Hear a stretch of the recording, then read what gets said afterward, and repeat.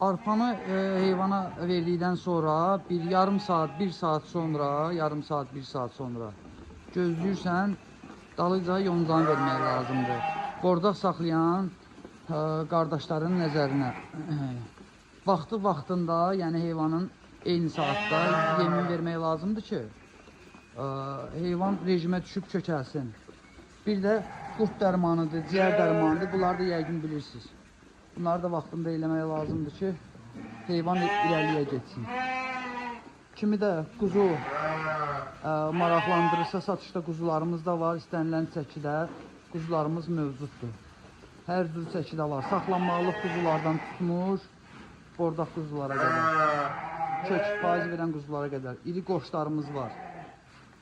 Əsl qurbana kəsiləsi, bax, super kök, civə kimi qoçlarımız var.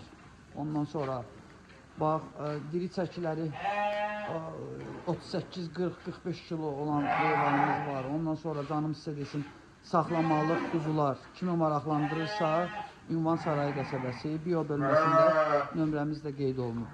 Zəng vurun, tam ətraflı sizə məlumatlandıraq. Dinlədiyiniz üçün təşəkkür edirəm. Sağ olun.